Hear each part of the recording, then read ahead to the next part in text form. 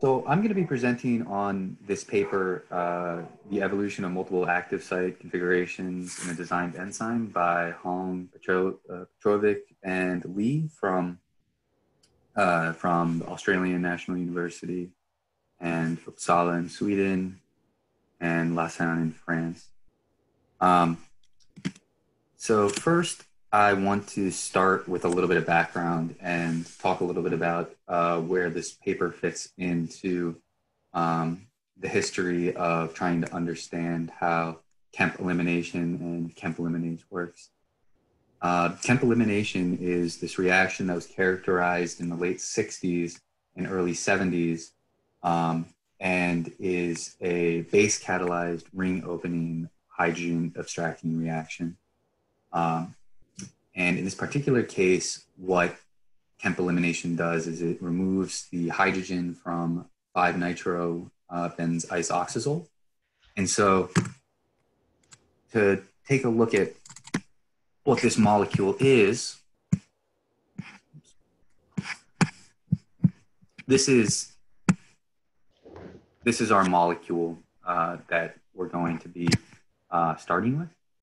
And it is a benzene ring with a isoxazole ring here. And this hydrogen at the top is the one that is going to be deprotonated from the ring. And the this bond here in between the nitrogen and the oxygen is going to be broken. Basically, what the way that the method that Kemp elimination works is that you put a general base up at the top of the screen above the hydrogen. It interacts with the proton.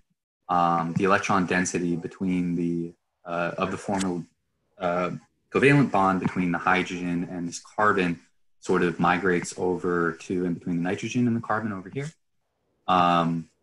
This bond's electrons move over towards here, where there's going to be an acid that is going to interact with this oxygen and give it a proton as well, so that there's going to end up being a hydrogen bonded to this proton after this ring is open. So that's the starting molecule that we're working with, and this is what it looks like after that reaction occurs. See, the isoxazole ring is totally open. There's now a triple bond in between the carbon and the nitrogen, and the hydrogen that used to be up here is gone.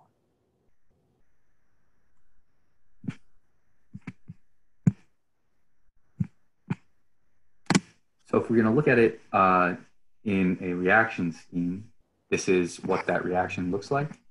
Our general base is here, and you can just sort of follow the electrons through the reaction step.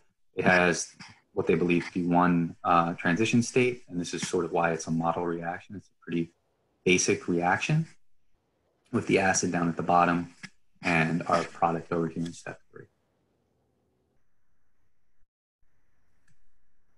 So with that in mind,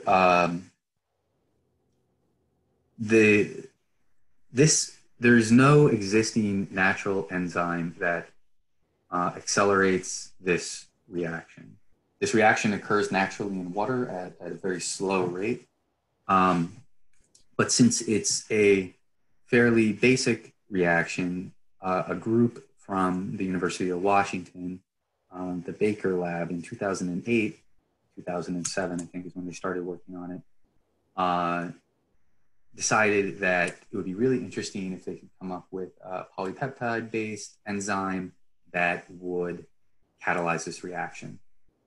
And here on the right is the 3 residues that they thought they came up with as being really critical for this particular reactive or enzyme design. As the general base, they used glutamate here, and then as the acid down below, that's going to donate the proton, they use the lysine. And then they've also got this tryptophan, tryptophan 50, which provides a pi stacking interaction with the transition state of the benzyloxazole, which provides a lot of stabilization in both the bound and the transition state. So once they identified these three catalytic residues as being really important for catalysis, what they then did is they came up with what is known as a thiozyme. A thiozyme is a theoretical enzyme. They came up with an additional 9 residues that they needed to build around the 3 residue the 3 catalytic residues that stabilized and provided a good electrostatic environment, they believed, for this residue. And these are the amino acids in green over here. And then they used a program called Rosetta Match that searches over a whole bunch of different backbones to try to find a particular backbone that would be able to hold the 12 residues that they ended up with as the active site in the conformation that it needs to be held for what they thought would be a catalytically active enzyme. And this particular backbone was a tin-barrel scaffold from a matazole 3-glycerol phosphate synthase from Thermatoga maritima, which I found pretty interesting. I'm not a biology or chemistry person, really. And so when I was looking up what Thermatoga maritima was, turns out it's a hydrophilic bacterium that lives near geothermal vents in the ocean. And it's a single-celled organism. This is a picture of it up at the top right. So they came up with this and a few other designs, and when they synthesized the designs and tried to assay the activity, the catalytic activity, what they found was that the activity was pretty abysmal. They were able to detect activity, but it was very, very low. And so what they then did is they took this designed enzyme that they built and subjected it to multiple rounds of directed evolution. Directed evolution is this process where you take a gene, in this case, the design that they came up with, you subject it to mutagenic polymerase chain reaction, which creates a bunch of different variants of that particular gene. You express them, you assay the activity. In this case, the fitness function is the catalytic rate, Kcat over Km. And in each round, you pick the top 1, 3, or 5 variants that were improvements over the previous round, isolate them, and follow the same random mutagenic process again. So after a number of different rounds, they were able to increase the catalytic turnover by around 200-fold before they peaked. This data is from the original paper in 2008, the Kersonsky paper. The catalytic rates reported in this 2018 paper in Nature were a little bit different, but the trend is the same in that there's a stepwise improvement in catalytic rates that is evident throughout these 7 rounds. And so what is interesting then from a theoretical and computational and biochemical point of view is what did directed evolution provide to these designs that allowed these designs to go from basically no catalytic activity to a reasonable amount of catalytic activity over just a few rounds of directed evolution. And so there's been a number of papers that have studied this problem retrospectively. I've been working on it for a little some time as well. And this paper by Hong et al. In 2018 is another contribution there, and I think a really good one. So they set out to, I think, try to figure out the contributions from these 3 factors to the catalysis: quantum tunneling, electrostatic preorganization, and conformational sampling. Quantum tunneling is this phenomenon where a atom or a molecular particle is able to traverse a potential barrier that it otherwise shouldn't be able to traverse. It happens quite frequently with electrons, but the probability of an atomic particle traversing this barrier is proportional to the weight of the atomic particle, and the proton is around 2,000 times as massive as an electron. So the probability that we're seeing proton tunneling is much lower. But there's been a few papers over the past couple of years that seem to indicate that proton tunneling is a real thing and really critical in catalysis. Electrostatic preorganization refers to arranging the electric potential field in the active site in such a way that it is conducive to catalysis. And conformational sampling is the idea that these amino acids that we have and even protein backbones are able to move. Like they're not static entities. They sample different rotamers and configurational states. And when you do enzyme design, you should take these factors into account. And so they were trying to tease out how important conformational sampling was to the improvement in directed evolution. So they did this with a number of different methods. The first thing that they wanted to do was they took a look at the kinetics of the reaction over the different rounds of directed evolution. And they did this using Arrhenius's equation, which gave them Arrhenius parameters. So Arrhenius's equation is this one here. K equals A e to the negative e to the A divided by RT, where K is the reaction rate. A is known as the pre-exponential factor. Negative e to the A is the energy of activation. R is your gas constant, and T is the temperature. And to be able to create these plots like you see over here, what you do is you vary T. So for each round of directed evolution, you start measuring its catalytic rates while T varies. And by doing that, you then fit a line to the resultant points. And what you get as your y-intercept ends up being what log A is, and your x-axis is 1 over t. Just to walk through the transformation as to why that makes sense, you start with this equation, you take the log of both sides of the equation, and this can be arranged in your slope-intercept form of the equation for a line, where y is log k, m is negative e to the a over r over the slope.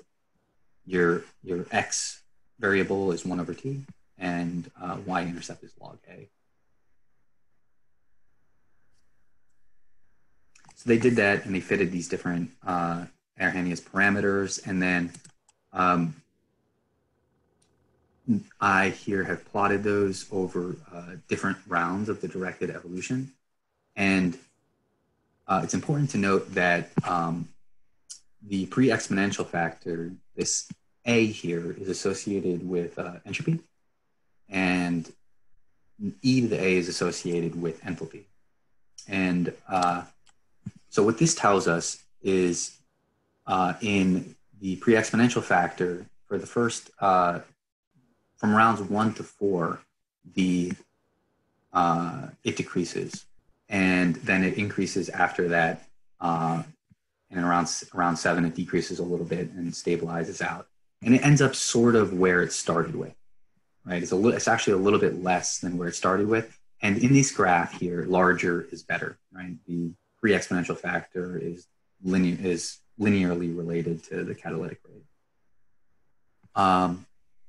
In terms of the activation energy, when they fit the parameters, what they found was that from the design to round 4, there was a dramatic reduction in the energy of activation, or the enthalpy, and of about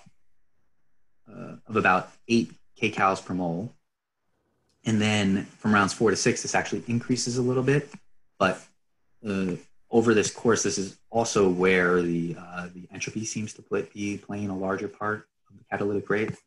And then in the last 2 rounds, the activation energy decreases back down to around 7 kcals per mole.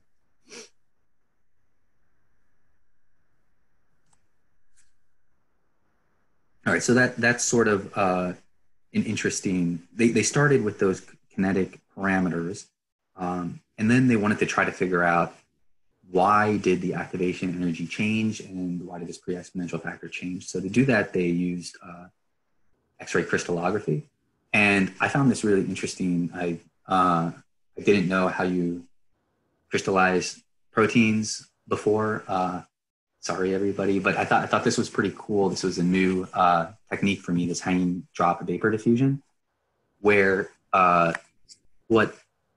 the way you come up with protein crystals in using this technique is you have a reservoir of solution, including your protein, your isolated protein, some buffer like water and a precipitant, and the density of the protein and the precipitant is higher in the solution than it is in a drop that is hanging at the top of the vial.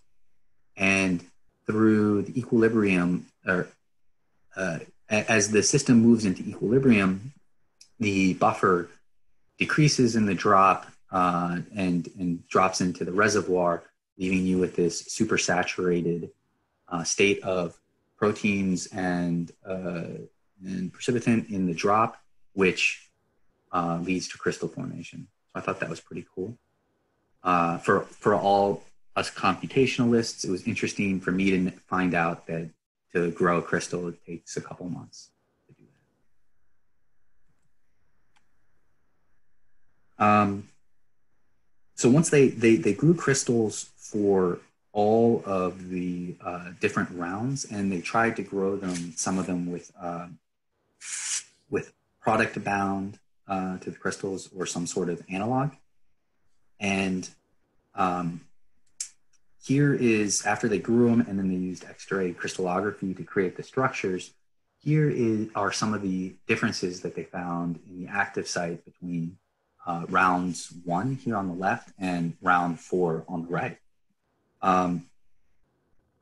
that they thought may have contributed to the increase in catalysis. So in round 1, you'll notice here that this general acid, the lysine 222, it has a salt bridge with glutamate 101, and there is an H bond between serine 48 and glutamate 101. And because of the the mutation from round 1, the asparagine 224 gets mutated to aspartate, and this then causes the lysine to interact with the aspartate 7 and the serine 48 in these with these salt bridges, and it frees up the glutamate 101, making glutamate 101 more negative. And so when I say more negative, it increases the basicity of glutamate 101. And because it becomes a stronger generalized base, they think that it's able to abstract the proton more efficiently. They used a tool developed in the University of Copenhagen called Prof that is able to predict the pKa values of different residues in a protein or in protein complexes. And Prof predicted that the pKa of glutamate 101 increased from 4.5 or so to 6 based on these structural changes.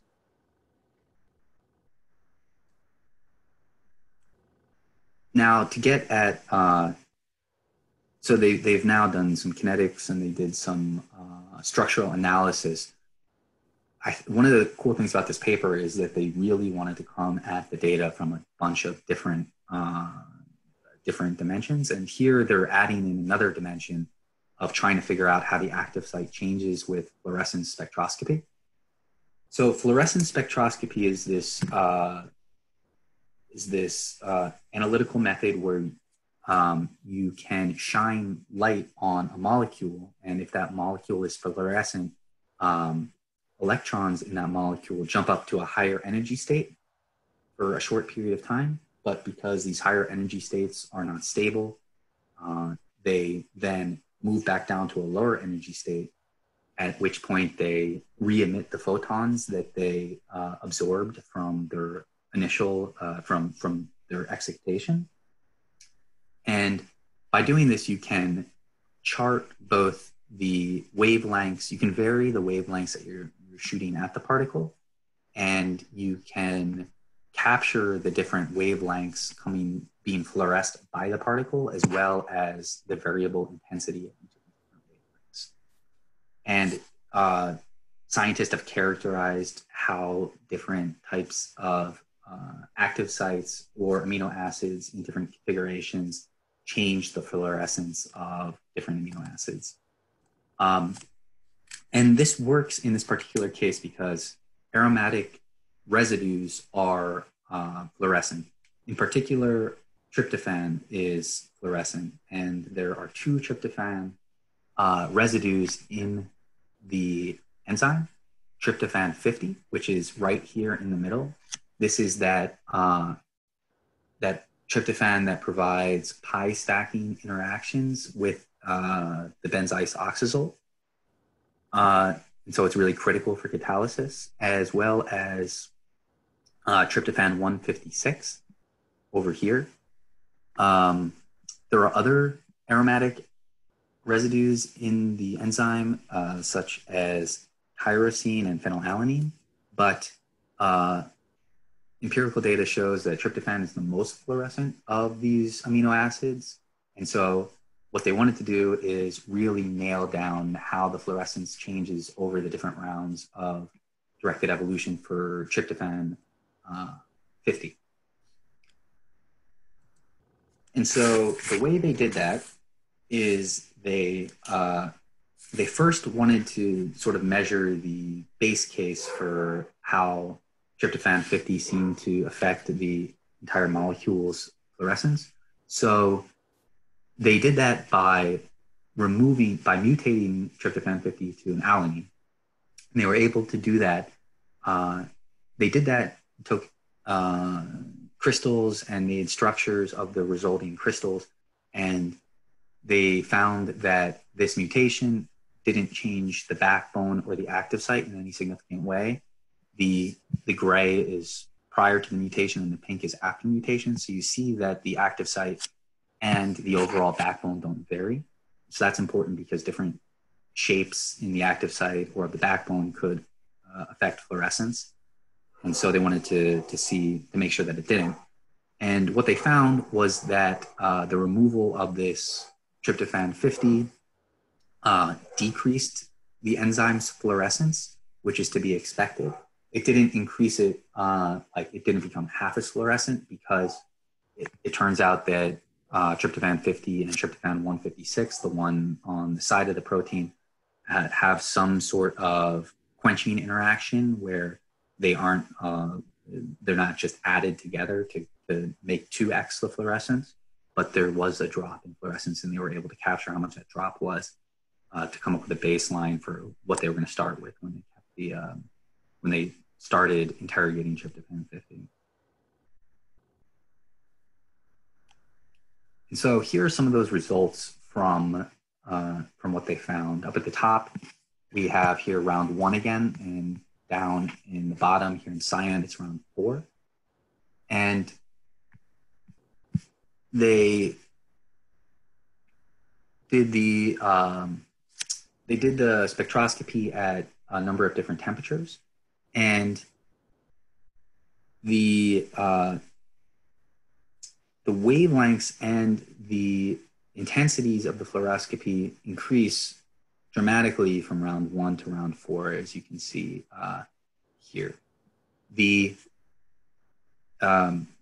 Let's see. And so the reason they think that is, when they looked at the structures, is they believed that this is all related to the changing environment around tryptophan 50. It turns out that residues that are protonated are known to have a quenching effect on tryptophan if they're in the local environment.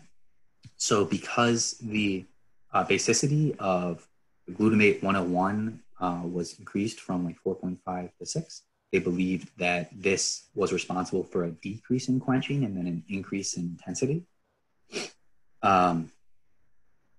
They also found that based on some of their calculations, that the active site was less polar. It was more polar than it was in round 1, which is the cause for the widening of the temperature variance for the spectroscopy in round 4, because it's known that a more polar site is more temperature dependent in how it fluoresces. So the fluoroscopy data seems to support what they've found so far in terms of the increasing basicity of glutamate 101 and the new bonds that are formed in the active site in round 4. But they wanted to additionally add additional evidence to add a new dimension to their analysis, and they did this using molecular dynamics. So again, on the left, we have round 1 at the top and round 4 at the bottom. And they were interested in seeing how that glutamate 101 residue changes over with the different conformations. And these are Janin plots, which are like it's a Ramachandran plot applied to the chi-1 and chi-2 angles in glutamate. And what's interesting is that you see over between round 1 and round 4 is that these rotamer populations in round 1 are tighter and smaller than they are in round 4. They become more diffuse. And there's also this new rotamer population down here that seems to grow that didn't really exist at all in round 1. And this is interesting because it relates back to the data that we saw here. And because the rotamer population became more diffuse in round 4, they believe that this was part of the reason that the pre-exponential factor decreased, because it became less likely that the glutamate 101 was in a catalytically competent conformation to drive that catalysis forward, because it was able to just move into more positions, not all of which were catalytically favorable.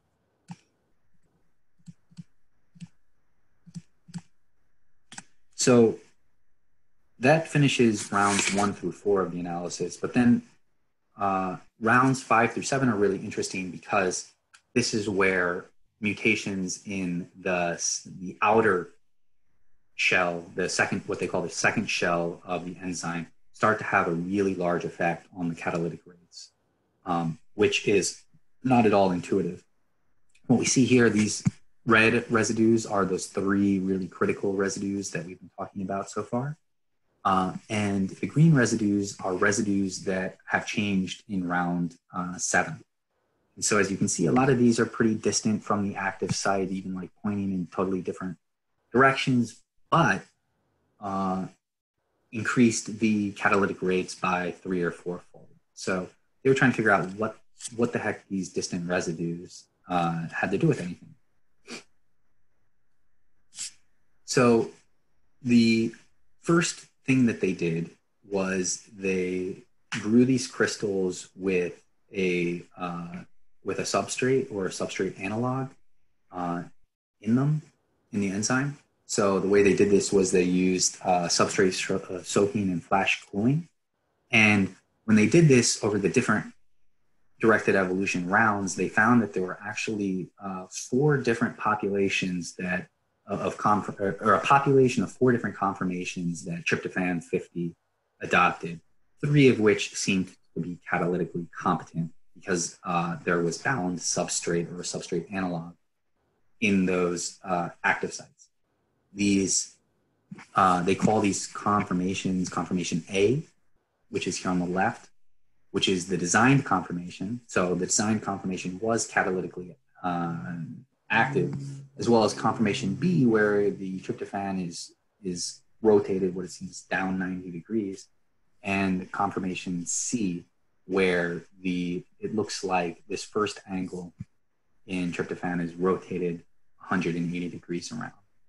And based on their some of the data that we'll take a look at next, it seemed like conformation C was by far the most catalytically competent and the one whose population was the largest in the later rounds of directed evolution.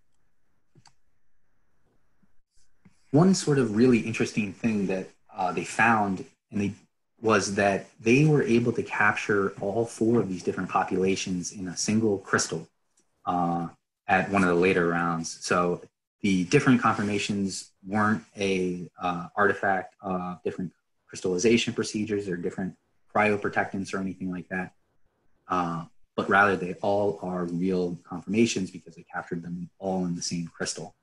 You can see here at the bottom, there's this conformation A. There was a single molecule with conformation B. They captured a number of them, about a quarter of them in conformation D, which is not catalytically active, and another 4 of them in conformation C. And all of the ones in conformation C were actually bound with the product there too. So you get a good idea of how the catalytic competency of conformation C. So they then they did a little bit more structural analysis to take a look at how some of these distant mutations actually affected the active site. And they made some hypotheses.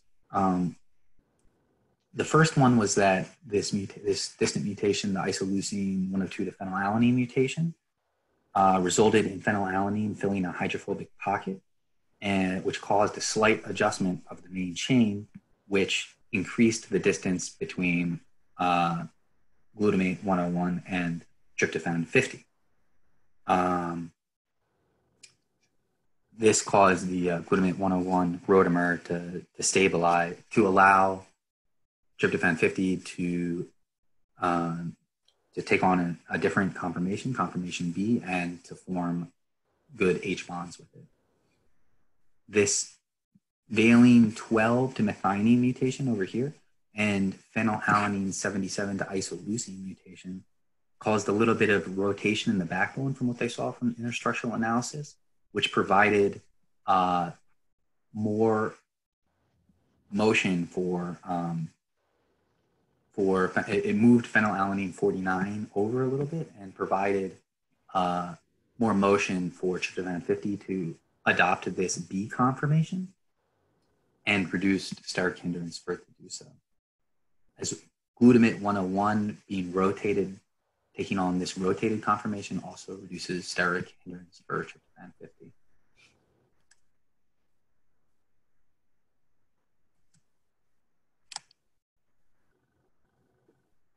Now that was all sort of structural analysis based on just what they saw in the crystals, and they wanted to then subject this to additional molecular dynamics computations to see if the conformations were reflected through the different rounds in MD as well. And they in fact found this. And so if we just look at the first design, round 1, we see that conformation A of tryptophan 50 is the predominant rotamer, and there's some in C and some in B. And as the rounds progress, A sort of decreases in importance about around round 5, In round 6, you see the conformer C really become the predominant conformation of tryptophan 50 and the growth of this conformation B here. And in later rounds, these rounds 6 and 7, you see almost no conformations in conformation A. This is consistent with the crystallographic data that they got too. So this was a good additional dimension that gave them some confidence that their structural analysis seemed founded. They then went back to doing tryptophan fluorescence again, and they saw that there was a gradual decrease in the fluorescence of tryptophan 50 from rounds 5 through round 7, with a larger drop off in between round 6 and round 7. They believed that this is due to configuration B and configuration C being less fluorescent, because in configuration B, tryptophan 50 has a hydrogen bond with glutamate 101. And it's a known phenomena that when the NH of tryptophan interacts with negatively charged amino acids, it leads to fluorescent quenching. And in round C, they hypothesized that the fluorescence decreases because conformation C allows for additional solvent interactions, and solvent is also a fluorescence quencher. I personally find that last explanation a little less, not as strong as the other evidence, but that is what they say in their paper. But interestingly, this is I think it's really great how they brought in all of these different dimensions of both empirical and computational data to try to understand what's going on in the directed evolution. So lastly, they decided to use a popular method in computational, in trying to understand enzymes computationally, called empirical valence bond. This is a simulation method that was really pioneered by Ariel Warshall's group in UCSD over the past 20 years or so.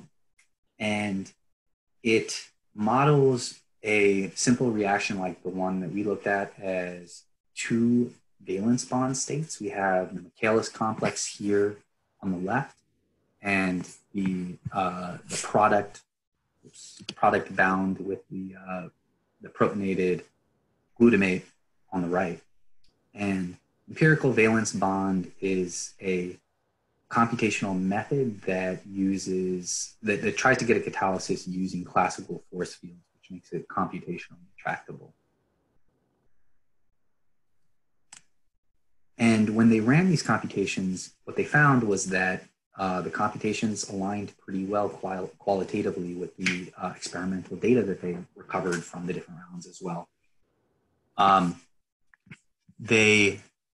The blue bars in these graphs are the experimental data, and the orange and gray bars are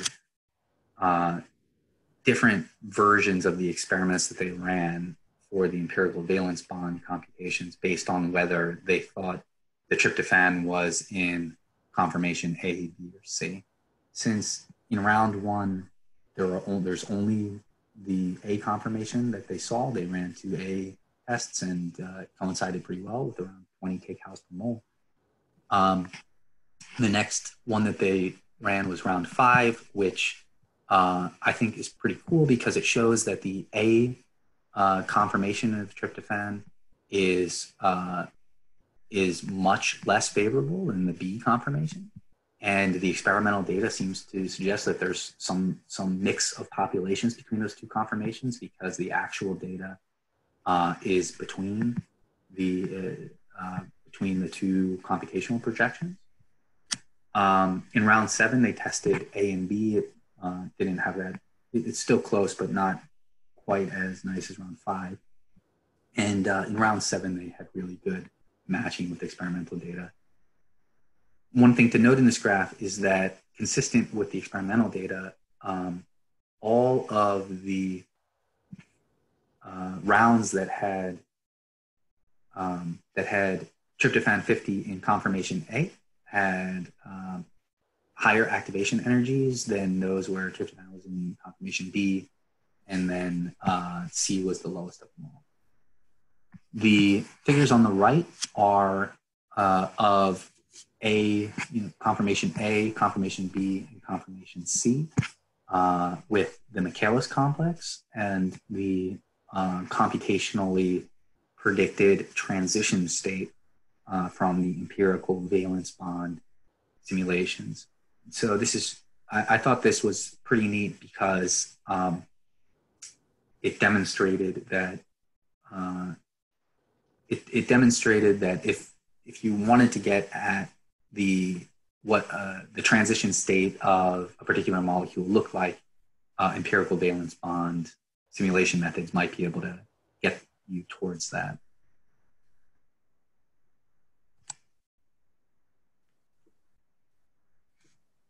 They then went back to looking at the pKa of the glutamate 101 in the empirical based on the empirical valence bond simulations, and consistent with some of the data that they found in orthogonal methods of analysis, they saw a general increase in the basicity of glutamate 101.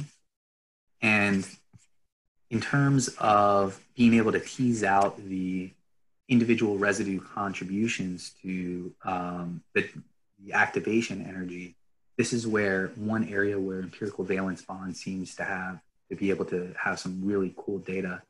And that if we look at this lysine 222, for example, what we see is that when empirical valence bond simulates lysine 222, they find that later rounds with conformations, the tryptophan conformation in B or C, greatly has a decrease in the activation energy of this particular residue.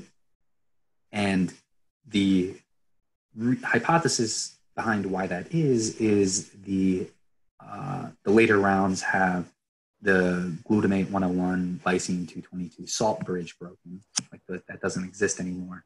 And so the lysine is able to move into a more energetically favorable state in later rounds. Lastly, as promised, they also wanted to take a look at whether or not quantum tunneling or proton tunneling seemed to have any effect on the catalytic rates. And they got at this by using a method called kinetic isotope effects, which is where you take a particular reaction, like the reaction that we've been running with benzoisoxazole, and then rather than abstracting a hydrogen or a proton, you mutate that to a deuterium, a heavier isotope, and see how that affects the catalytic rates. And what they found was that the activation energy of the deuterium, it did require higher activation energy, but it didn't really change over the period, from round 1 to round 7. So although there was this anomalous behavior here in rounds 5 and 6, but it sort of ends up back where it started at around 4 kcals per mole. And the reason to explain rounds 5 and 6, there has been some evidence that shows that an increase in conformational sampling, as they believe rounds 5 and 6 makes possible, has anomalous effects on kinetic isotope effects. That's why they're sort of explaining this away. But overall, you can see that it doesn't seem to have a huge effect. You would expect these numbers to be much larger if there was a lot of proton tunneling going on.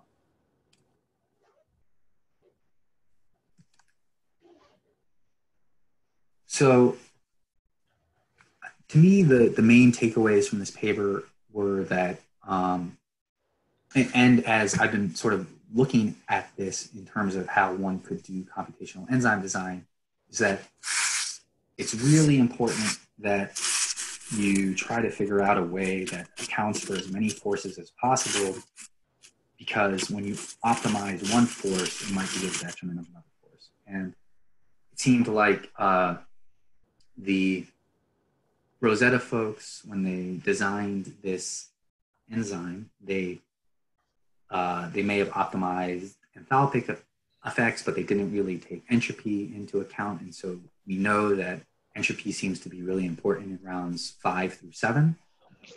And if you don't model that, that's going to be an issue.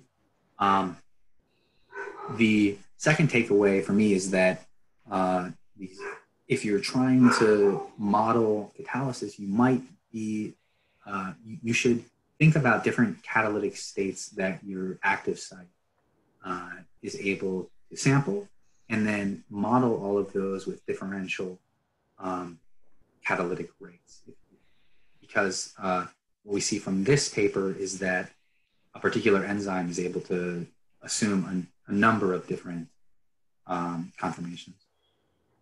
And then lastly, and perhaps the most importantly, is that in some way, we've got to figure out how to account for secondary or distal residues on catalysis, because the distant mutations from rounds 5 to 7 really were critical in improving and optimizing the active site. But most of the time when we look at things like binding or catalysis, we only look at the Enzyme, for example. So when the folks in the Baker group designed the Enzyme, they only looked at the 12 residues that they designed and just said, I need a backbone. Whereas the backbone effects on the active site can be really critical. And that is what I got. Yeah, if you have questions.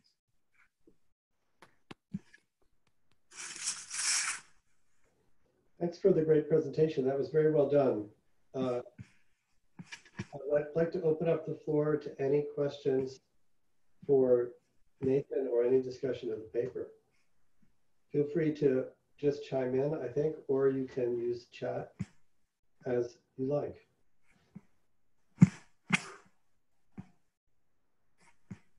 Azim has a question. Yeah, I was curious, it's like a more general question of, why don't we just see more examples of like enzyme design? It seems like in 2008, there's some groups that published really interesting findings, but since then, if you look on Google Scholar, there aren't many people working on it. Could you maybe speak to why that is the case, possibly because of all the things that we mentioned here? Well, I'm sure other folks might have different takes on this, but my take is because it's a really hard problem, and there's still a fair amount of controversy over what types of factors are really driving catalysis.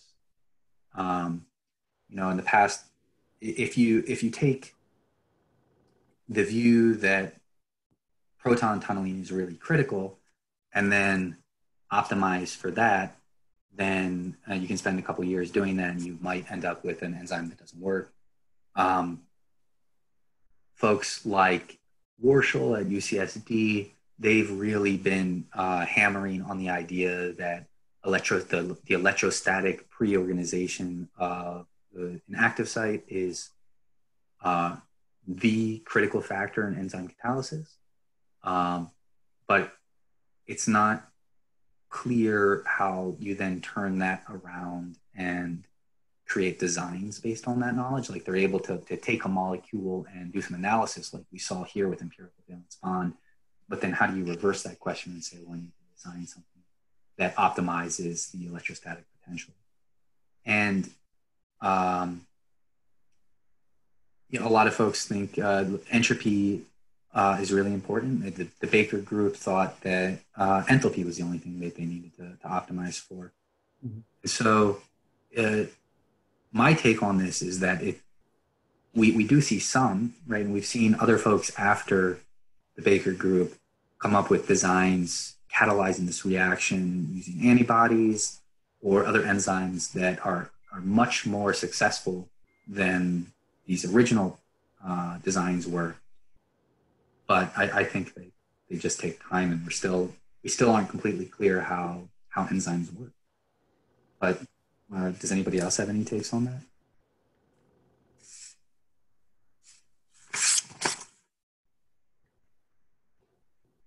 I think I mostly agree with Nate. I'd say that the biology is hard. We don't actually understand how catalysis works for every different possible catalytic reaction we know. Modeling the flexibility of proteins required for catalysis is hard.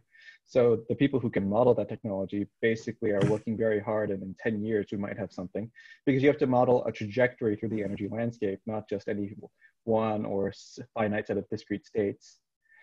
And modeling the energies of proteins is still something we're not very good at, which is shown by our MD still reaching limited accuracy when we try really hard. Yeah, I think these are really good. This is really just good discussion to have. So, Azim, it's hard to answer this question because it's always hard to,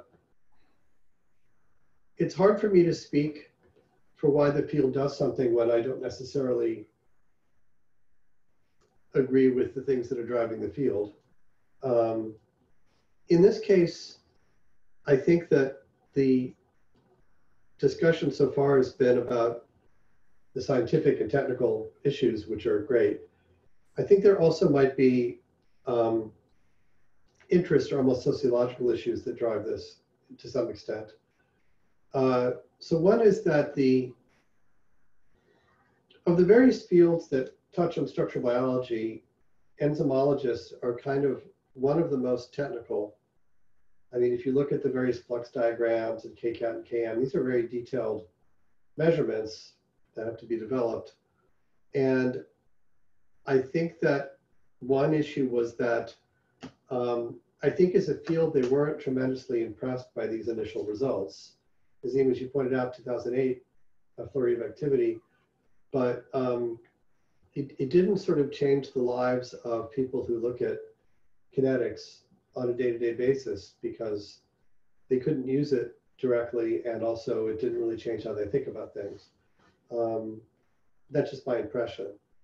I think the other thing that also speaks to this is that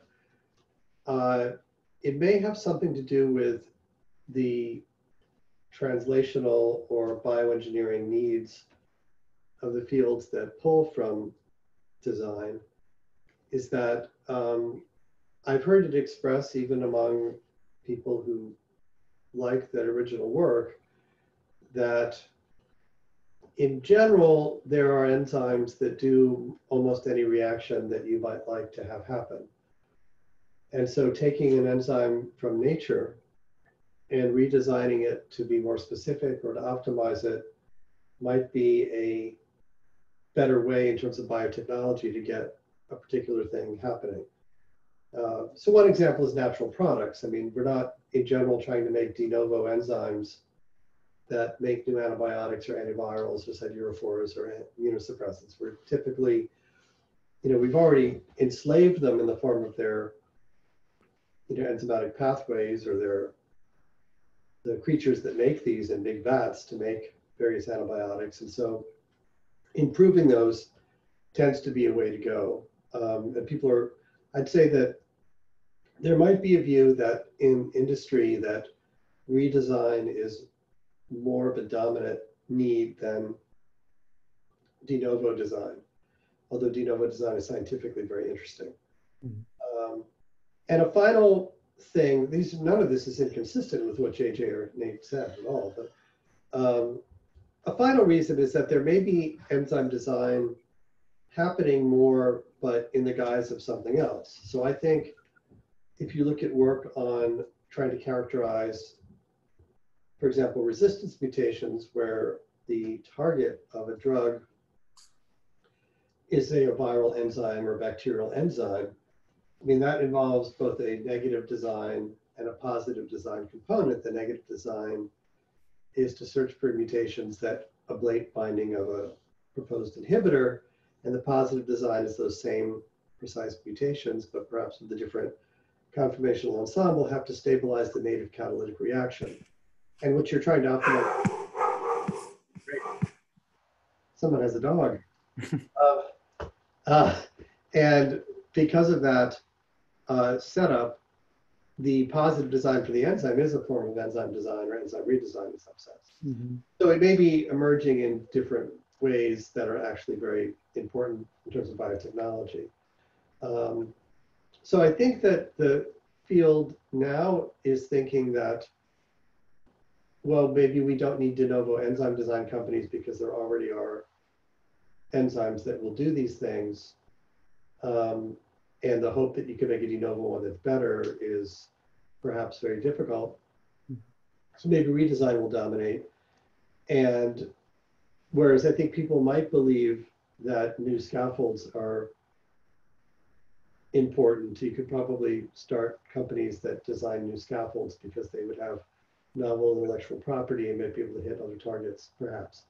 So I don't know why exactly. I think it was a tour de force that anyone could design de novo enzymes. That's pretty amazing, even though the rates are very low. So I don't know what the need is in terms of therapeutics or biotechnology for these enzymes. But I think that group in some sense has pivoted, or the groups designing enzymes have pivoted a little bit. And now enzyme design is back in the hands of the enzymologists who maybe aren't as familiar with these particular combinatorial design tools. But it's an interesting question. You know, certainly if one of you all went out and started a company that did de novo enzyme design, I wouldn't think you were crazy. In fact, I would think it'd be very interesting. But probably VCs would ask you, what's the financial model? What would you be doing? What's the problem you're solving?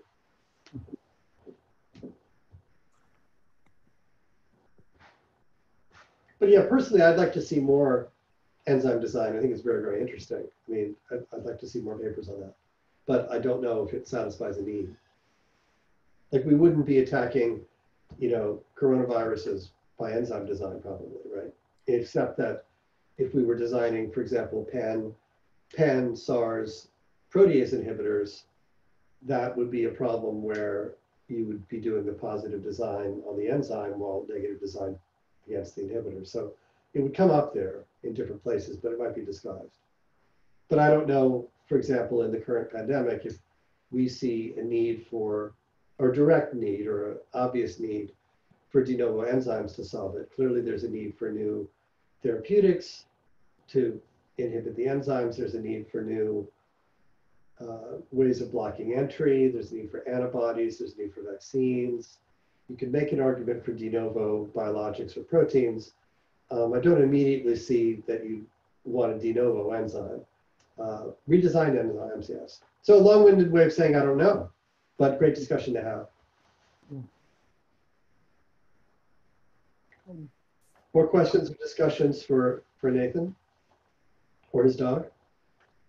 Another question I had, if I can ask another question, is just that this paper talks a lot about how we should look at the secondary shell of a protein's active site as a way to, if we wanted to design enzymes, that'd be the first place to or that would be one of the places that we haven't been looking at. So I wanted to know, one, is there a way that we can model these seemingly complex effects? And if there's not, how do we go about understanding distant mutations outside of the active site and their effects on catalysis?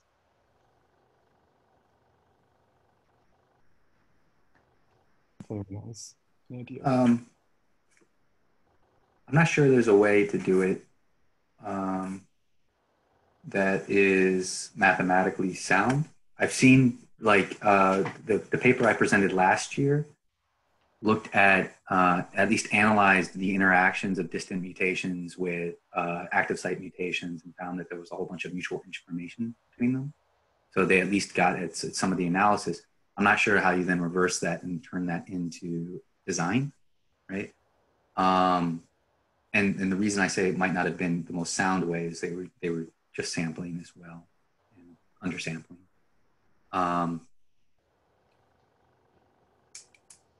It's sort of a challenge because the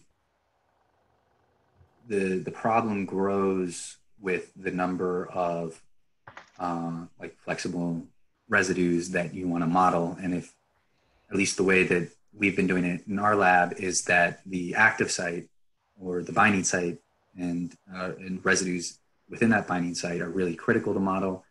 And it would be nice to model more residues that are further away, but each one that we add increases computational cost exponentially. So we haven't yet came up with a good way of doing the distant mutation. I think it's a good idea. I was actually a little surprised. I mean, of course, I'd read the Rosetta papers on the Kemp designs. I was a little surprised at two things. One, that they confessed that they didn't model entropy. I'd known they hadn't, but they actually confessed it in the paper. Usually they obscure that point. But they also, I thought that they had done a second shell because that's the standard protocol.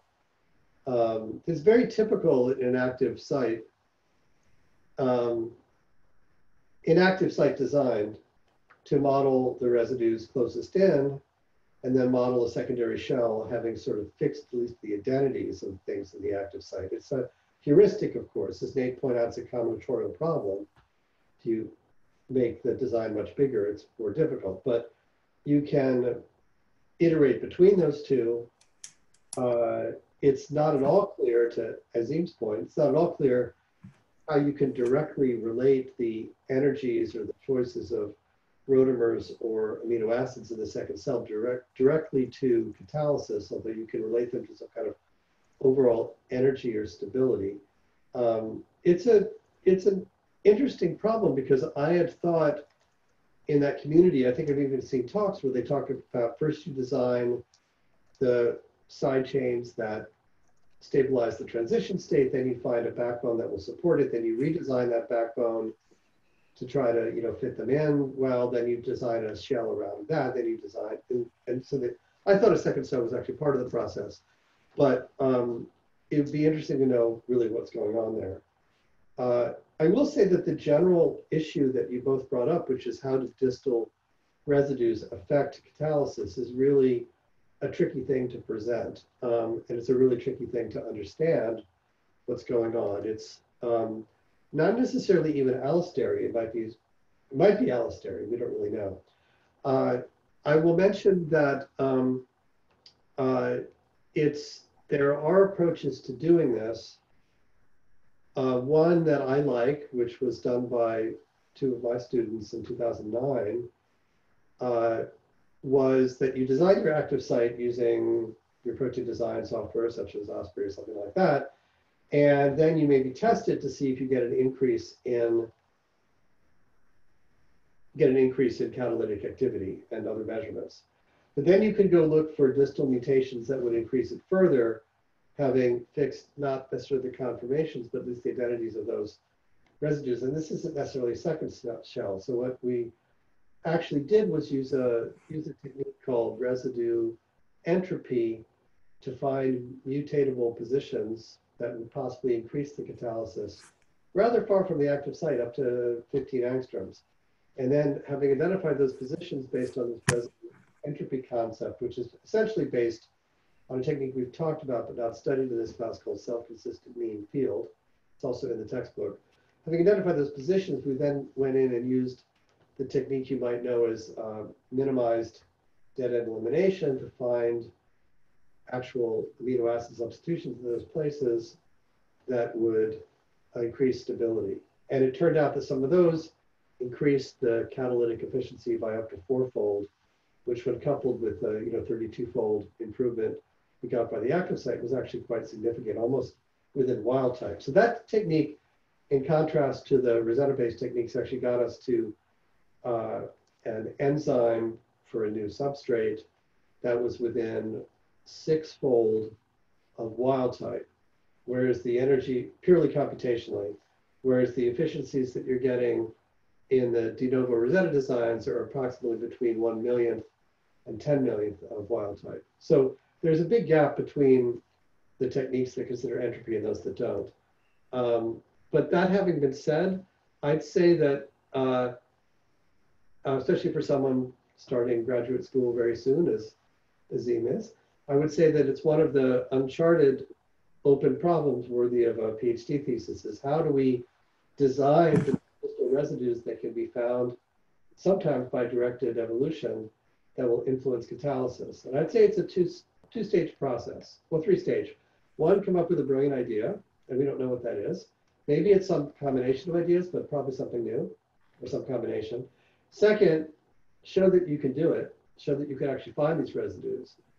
But the challenge beyond that is to have a technique that you can scale to searching over billions of different sequences. So for example, if your technique is great, but it relies on free energy perturbations or molecular dynamics, which it might, then that's a technique which is inherently difficult to apply to combinatorial design, because your technique will be inherently linear in the number of sequences or number of chemical species. And the number of sequences that you might consider is inherently exponential in the number of simultaneously mutatable positions. And so that in general, the challenge in this area is to have a new insight to see that it can actually work, and then to scale it to some kind of branch and bound pruning or Markov random field or something that can exclude billions of possibility to leave a small number that can be looked at in detail. This isn't to say one shouldn't do it, but I think that it's clearly a project that would take a couple of years after the inspiration. Well worth doing though. I would encourage anyone with energy to think about that problem, because it's absolutely fundamental.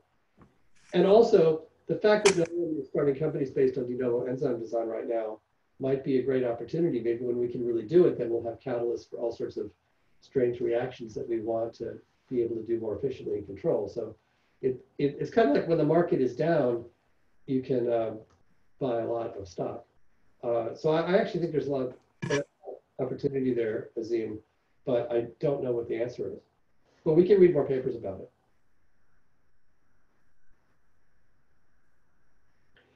More questions for Nathan? Or discussion of the paper? Yeah, I had one. I posted in the chat. So how does the idea of quantum tunneling exactly factor in with the kinetics of whatever you're trying to design? I think towards the end, you said that it didn't have as big of an impact based on the paper, but I was wondering if that was just this paper specific, or if it goes across other enzymes, or it depends on what you're trying to design in general.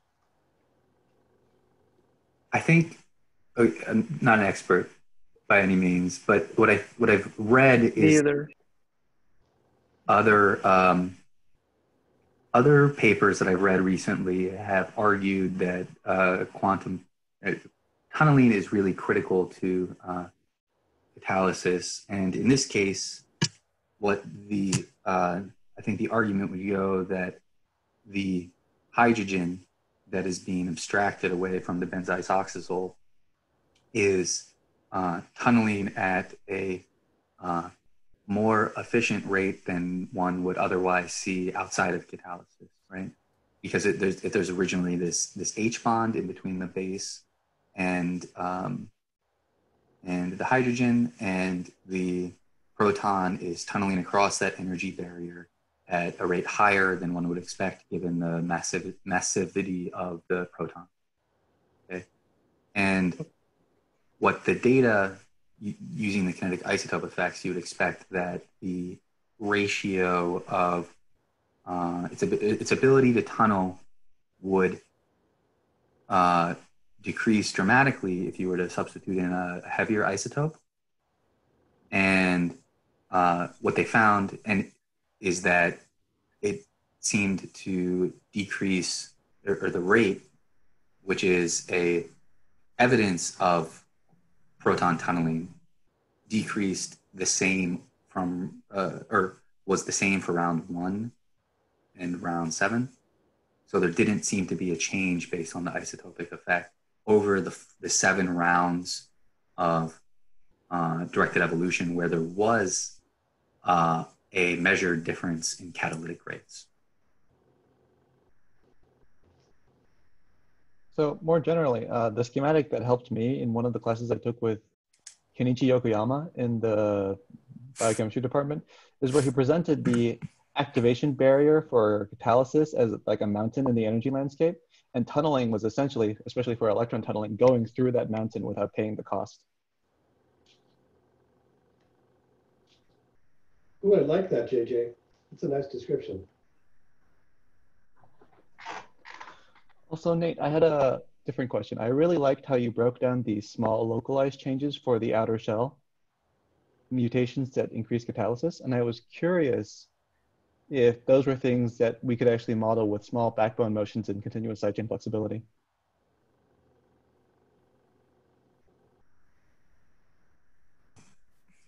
I think it would be possible to model these things, but perhaps trying to figure out what to model is the harder question, right? Like when they talked about, there was one mutation, I think from a isoleucine to a phenylalanine, which filled a hydrophobic pocket, which then caused the backbone to shift slightly, which allowed glutamate to rotate into a more favorable position and moved it just a little bit further away from the tryptophan 50. And like all of, I think a large problem in our space is just even figuring out what should we mutate to begin with. Mm-hmm. And then because we can't mutate everything, right? So like, how would we get that original inspiration to say like this isoleucine should become a phenylalanine? Yeah, there's the Rube Goldberg machine aspect of it where sometimes very smart biophysicists can look at a chain of atoms and say, if I bump this way, it'll hit this other thing, which will bump this other residue, and then I'll get what I want. And that's not something that's easy for us to see. But I'm optimistic that if we saw a residue and we said, we really need to budge this backbone a little bit, we could think about mutations that would allow the backbone to move. Yeah, that sounds reasonable to me. Cool.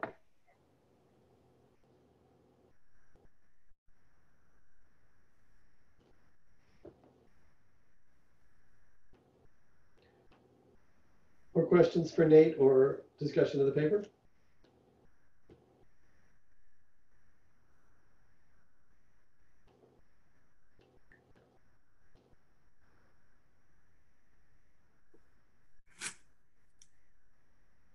Well, we've run over a little bit, and I don't want to keep people too long, but I want to say that everyone unmute yourself in preparation for applause, please. But I'd like to say that Nate and Graham, you both did fantastic jobs on presenting and also hosting the questions. It's not an easy thing to do, and I think it bodes very well for what we'll be able to do, but I also really enjoyed the presentations. And I want to mention just to everyone, these are not actually the areas of specialty, I would say, for either of these folks. Is that Graham is a great student and trained as an engineer, but not an algebraic topologist, and Nate is not an experimentalist by training, but I think you actually held your own with very difficult material very well, and a great explanation.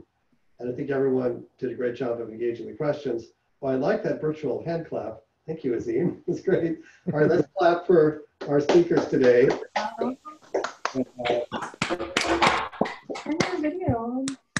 Who's speaking next week? I have to look at the schedule. Andy, do you know? I believe it's Ray and Xiaonan. Fantastic. That's great.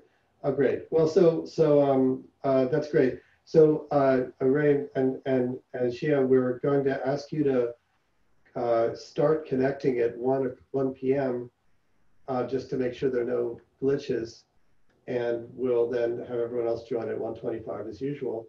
Sure. And I urge you to connect with Andy during the week just to go over your outline and any questions and things like that, and we'll try to get everything prepared, and I'm available too. So with that, unless there are further questions, I think we should break for now, and we'll have further discussions during the week, and I'll see you all for sure next Tuesday. So stay safe and wash your hands and be well. And thanks for connecting. It was a high point of my week at least. And try not to get too isolated. Okay, happy to talk to you next time. Take care. Bye-bye. Bye.